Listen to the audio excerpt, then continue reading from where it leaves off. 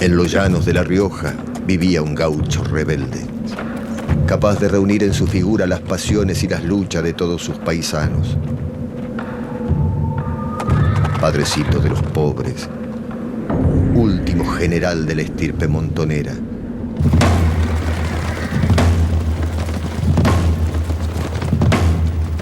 No pisó jamás suelo argentino un caudillo tan justo, generoso y sabio, que peleara con tanto coraje y perdonara con tanta grandeza.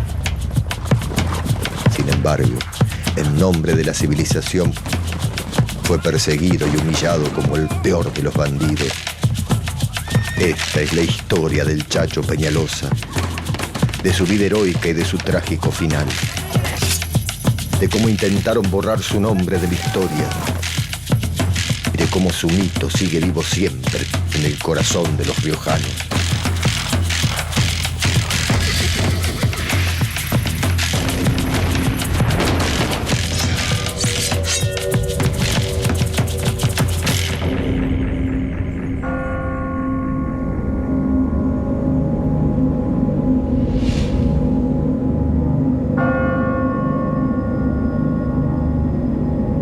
...1861...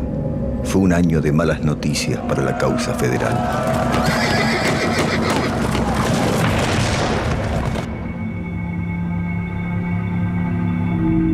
El 17 de septiembre, a orillas del arroyo Pavón, Justo José de Urquiza, el hombre fuerte de la Confederación Argentina, se retiró misteriosamente del campo de batalla, entregándole la victoria a sus adversarios.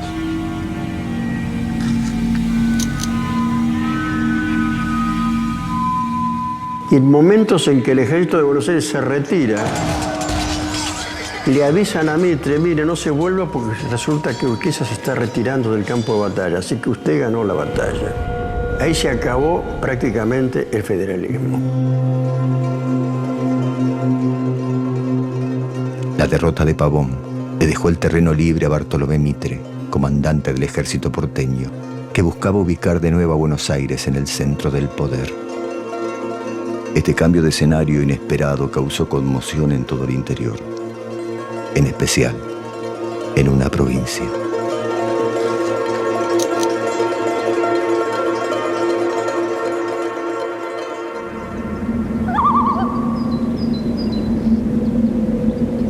Desde La Rioja, el general Ángel Vicente Peñalosa aguardaba impaciente. Era el caudillo más prestigioso del noroeste, el único con la capacidad para levantar a las provincias en contra de la avanzada porteña. El Chacho no tiene del todo conciencia de lo que está pasando en Buenos Aires, de lo que está pasando con Urquiza. No se sabe qué está ocurriendo, por lo tanto está expectante. Para el Chacho solo bastaba una orden de Urquiza para levantar en armas a sus temibles montoneras, pero esa orden no llegaba. En los meses siguientes, La Rioja iba a ser el campo de batalla en que se definiría el destino de la patria federal. Desde los llanos, el Chacho se preparaba para dar su último grito de guerra.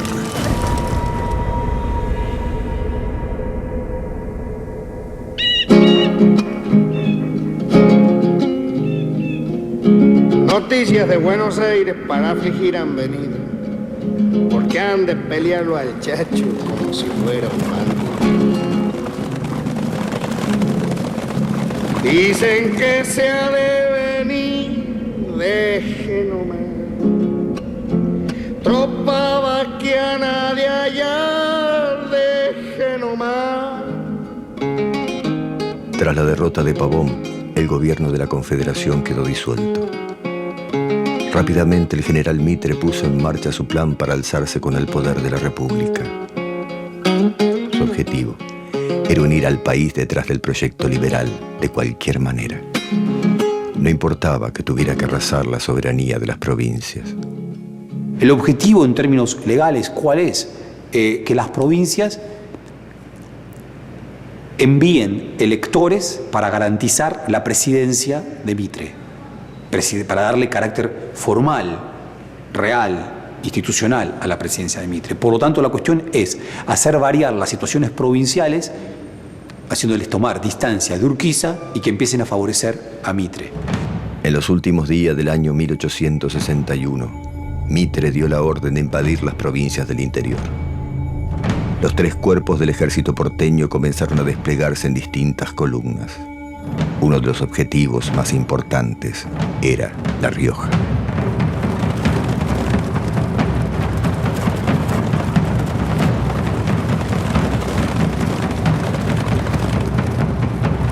En realidad, lo que hacen los coroneles de Mitre es ejecutar un operativo de ocupación del interior después de la batalla de Pavón para asegurarse el gobierno de las provincias en manos del nuevo partido dominante. La mayor parte de las fuerzas invasoras eran comandadas por oficiales uruguayos. Venían precedidos por una reputación de dureza y brutalidad, pero iba a ser en La Rioja donde cometerían los actos más atroces de sus carreras. Ellos tenían órdenes de ser implacables y lo fueron.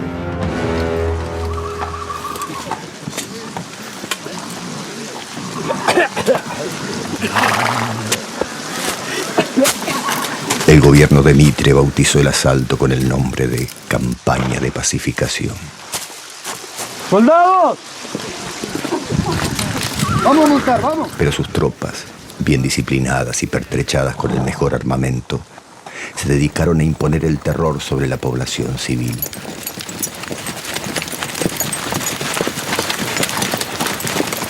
Poseían las mejores armas de la época, ¿no? A diferencia de las armas que usaban los montoneros, que había pocas tercerolas, es decir, esos trabucazos que tenían en esa época. Y después era la lanza, la boleadora, es decir, cosas mucho más primitivas, ¿no? Era enfrentar ese armamento a un ejército ya bien montado, ¿no? Que tenían hasta uniformes, les pagaban, era otro tipo de ejército, ¿no?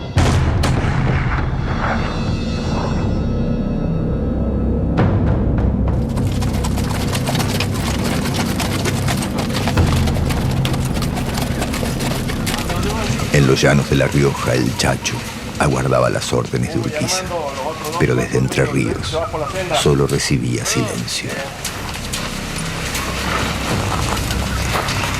El plan de Peñalosa era unir a las provincias tras el liderazgo de Córdoba, establecer allí la nueva capital de la Confederación. Una vez logrado este objetivo, el retorno de Urquiza al poder estaría asegurado. Lo que no sabía el Chacho es que Urquiza había pactado con Mitre que a cambio de correrse de la contienda, el Ejército Nacional no invadiría Entre Ríos.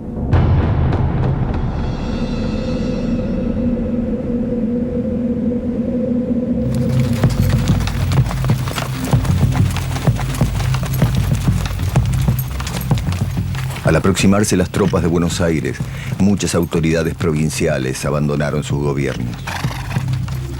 En toda la región comenzó a imperar un clima de caos y anarquía que benefició los planes de Mitre. En Córdoba, Mendoza y San Luis, los ejércitos porteños tomaron fácilmente el poder y nombraron nuevos gobernantes aliados a su causa. Mitre quiso igualar, entonces igualó las provincias con su política de tierra arrasada, de poner los gobiernos que se les cantaba. Otra consecuencia de esa desaparición del federalismo era, tenían que ser todos del mismo palo.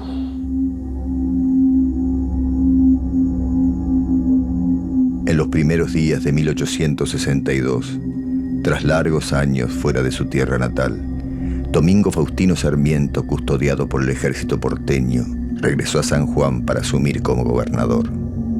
Traía un plan de gobierno moderno y ambicioso, y también una gran obsesión: terminar con el Chacho y sus montoneras.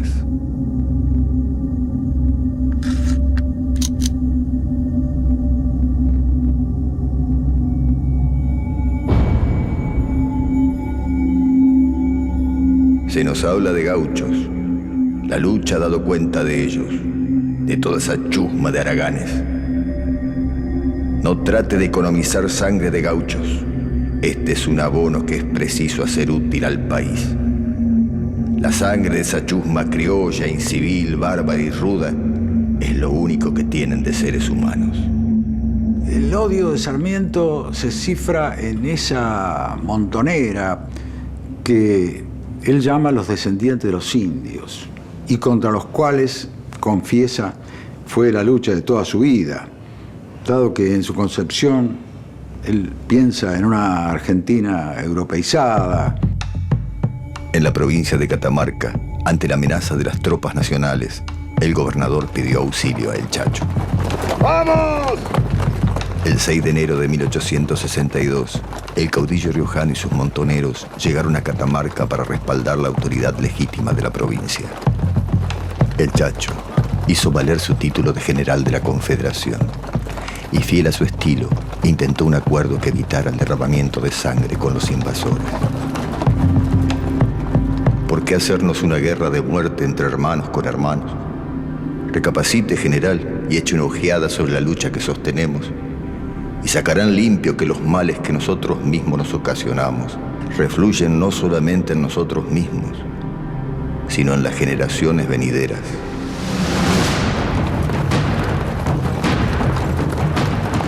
Finalmente, el general Taboada aceptó el ofrecimiento de paz de Peñalosa. Lo que el Chacho no sabía es que la verdadera intención de Taboada era demorar su regreso a La Rioja para que las tropas del ejército porteño pudieran invadir.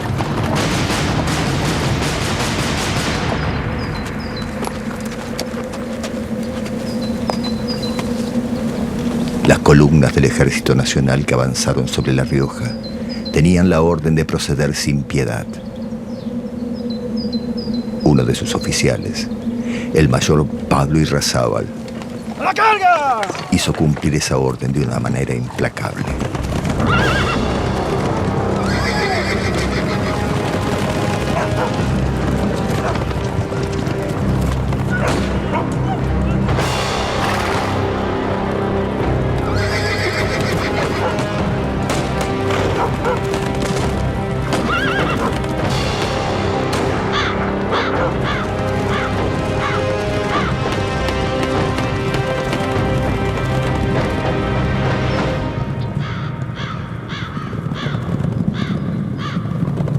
Esa entrada de los coroneles de Mitre lleva a la orden de actuar sin piedad contra la resistencia de quienes se les opongan, y allí entonces lo que provocan es el levantamiento en defensa de las autonomías y de la Confederación.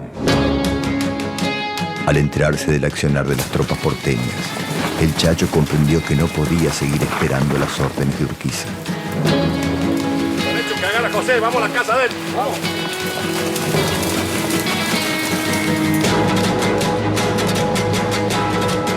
Para él y para sus hombres no había otra posibilidad que tomar las armas y empezar la guerra.